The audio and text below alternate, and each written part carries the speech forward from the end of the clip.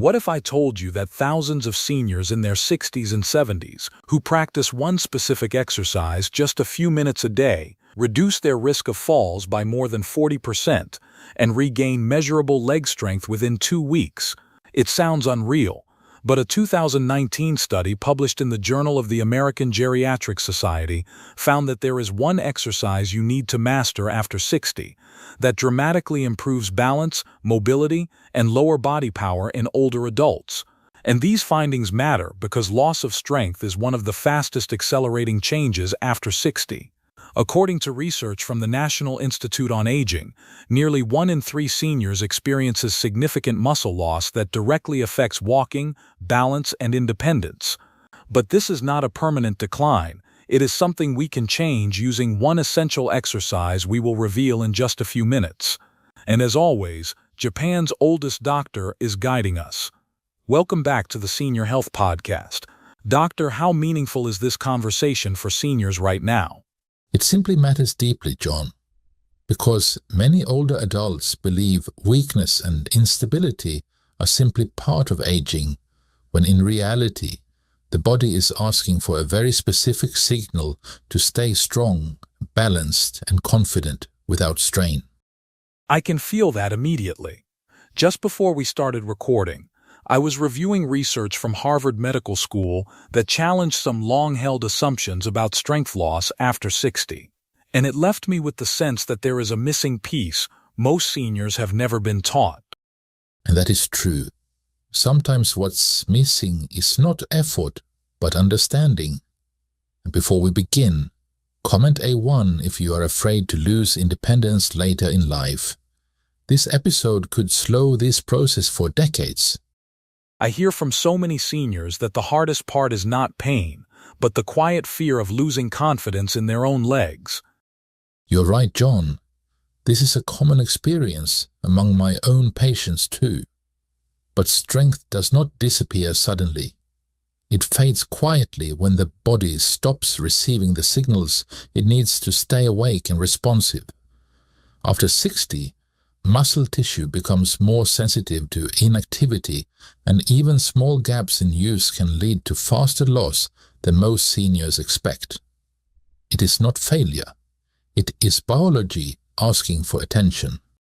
That lands deeply, because so many people after 60 tell me they are still moving, still walking, still busy, yet something feels different underneath. There is this sense that effort no longer translates into strength the way it used to. Yes, and that confusion creates fear. Walking is valuable for the heart and mood, but it does not challenge the muscles enough to protect them from age-related decline. The nervous system also changes with age, and without clear strength signals, it slowly forgets how to fully activate the muscles that keep us upright. This is why balance weakens and why standing up from a chair begins to feel uncertain. That really reframes it for me, because it sounds less like something breaking and more like something going quiet over time. Yes, and here is the hopeful part. When we give the body the right kind of movement, even briefly, it responds quickly. There is one category of movement that speaks directly to both muscle and nervous system at the same time, and it restores confidence faster than seniors expect. That makes me pause, because confidence in movement really does shape how seniors live day to day. So before we dive into the first exercise, when you mention one category of movement, what kind of signal are you talking about, and why does it matter more than all the other things seniors are already doing? Let me explain it this way. The body responds best to movements that feel essential, not optional. One category of movement reminds the brain how to stand, sit, steady itself, and rise again, and those are actions seniors depend on every single day. That really resonates because it sounds less like exercise and more like restoring a basic life skill. Exactly, and this is where many seniors get misled. They try too many exercises, thinking variety will protect them, but the nervous system responds to clarity. In fact, a long-term Japanese study found that seniors who repeated simple stand and sit movements preserved strength and balance far better than those doing multiple light routines. When one movement supports daily survival, the body adapts fast. I hear that a lot in seniors who say they are stretching, walking, even doing light routines, yet still feel unsteady or weaker than they expect. It makes me wonder if they are doing good things, but not the one thing that truly speaks to their body. Yes, and this is the key here. There is one exercise every senior after 60 needs to master that trains strength, balance, coordination, and confidence all at the same time. Most seniors already perform a version of it every day without realizing it can be strengthened. That makes me lean in, because if it is something many people are already doing, it feels both accessible and powerful. When you say it can be strengthened, what is that exercise, and how should seniors begin to think about mastering it safely? Okay, let's dive in. This number one exercise is standing up from a seated position and then sitting back down with control. It sounds ordinary, but it is one of the most revealing and protective movements a senior can practice. That immediately surprises me, because it is something every senior does many times a day without thinking about it. And yet it also feels like the moment when many seniors first notice something has changed. Yes, and that is exactly why it matters so much. This single movement asks the legs, hips, core, and balance systems to work together, just like real life requires. When practiced with intention, it becomes a conversation between the brain and the body that restores strength and confidence at the same time. Right, that sounds interesting.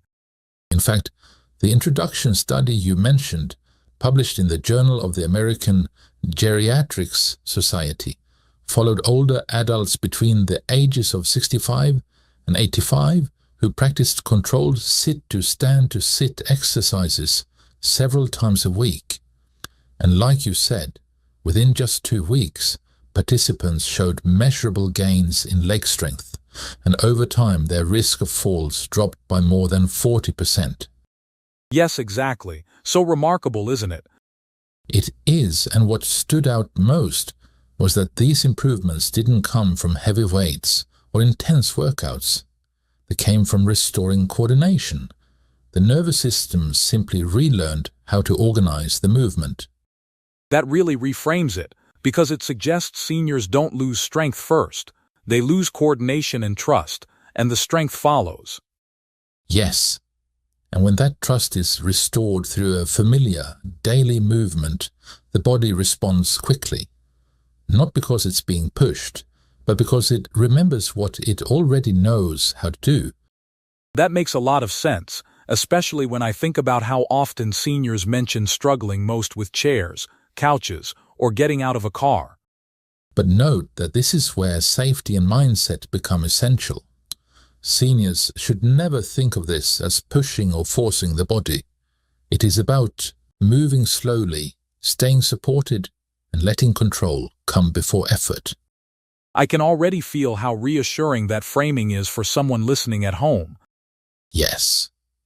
But before we go any further, there is something important I want to say. When seniors approach this movement the right way, it does not just build strength. It rebuilds trust between the mind and the body, which many quietly lose after a fall, an injury, or a scare. That trust is often what determines whether seniors move freely or hesitate. That really stays with me, because hesitation alone can change how someone lives in their own home. Precisely. When standing up becomes deliberate instead of fearful, posture improves, balance steadies, and confidence begins to return. But that only happens if the movement is done with care, not rushed or forced. I can hear seniors listening and thinking, I want that confidence back. And this is where most guidance goes wrong. Seniors are often told what to do, but not how to feel while doing it. Before we talk about repetitions or progress, we need to talk about safety, support, and control. That feels like the right place to slow down and get practical. Because when seniors learn to perform this movement safely and correctly, everything else builds naturally from there. The body responds quickly when it feels protected. And once that foundation is set, strength follows without strain. So how should seniors actually begin this movement in a way that feels safe, supportive, and confidence-building from the very first attempt? Well, let me explain it step by step. You should begin by choosing a sturdy chair and placing it behind the legs, so there is always something reliable to return to. The feet should rest flat on the floor, about hip-width apart, and the hands can lightly touch the chair or a nearby surface for reassurance. The goal at first is not depth or effort, but feeling steady and in control through the entire movement. That already feels calmer, because it takes the pressure out of doing it perfectly. Exactly. Now here is where details matter. As seniors begin to lower themselves, I ask them to count slowly to 3 in their head. 1, 2, 3. This slow count guides the body down with control instead of dropping into the chair. When they touch the chair, they pause briefly, just long enough to feel steady, then stand back up using the legs and hips together, breathing normally. That makes it feel very clear and manageable. I imagine seniors listening and wondering how much is enough to start with.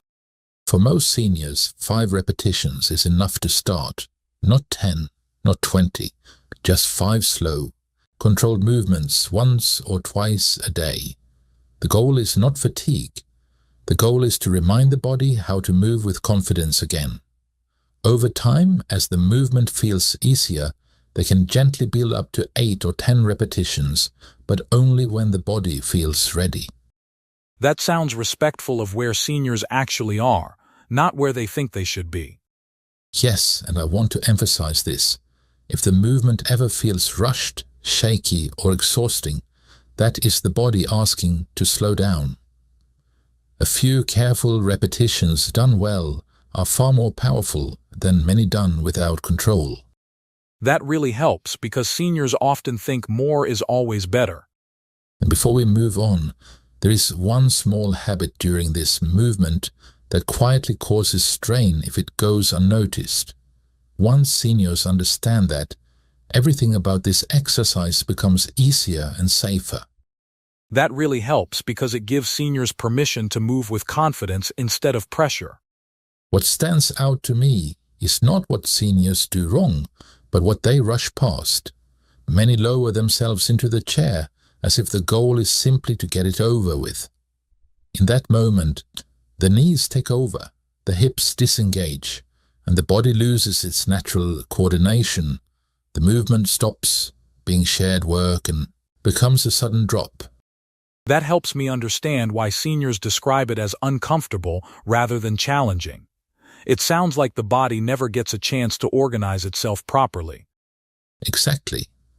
When the body feels surprised by the movement, it responds with tension. Balance tightens, breathing shortens, and the nervous system steps in to protect. Seniors often think this means they are weak, when in truth, the body was never given time to participate. With patience, the same movement can feel entirely different. That distinction between surprise and participation feels incredibly important. And this is where things begin to open up. Once seniors learn to slow the descent and let the hips lead, the strain eases and confidence starts to return almost immediately. That makes me curious about how seniors can adjust this movement as they get stronger, without pushing past what feels safe or appropriate for their bodies. What I notice first, John, is when seniors stop asking if they are strong enough and start paying attention to how the movement feels. That shift tells me the body is beginning to trust itself again. That really resonates with me, because it suggests improvement shows up quietly before anyone would ever call it strength. Exactly. That's why progress should follow comfort, not ambition. Some people notice they rely less on their hands. Others feel calmer as they lower themselves. These changes aren't forced. They appear when the movement becomes familiar again. That reframing makes progress feel safer and much more personal.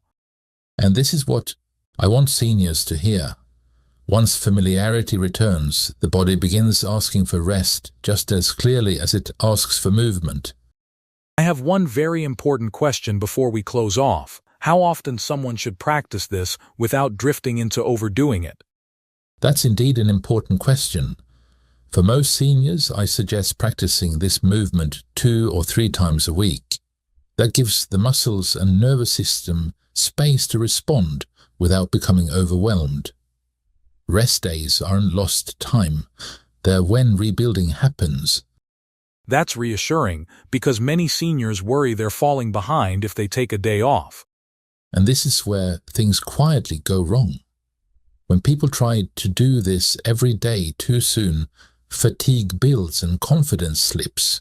Strength returns faster when effort is balanced with rest. The goal isn't to do more, it's to do enough, then let the body respond.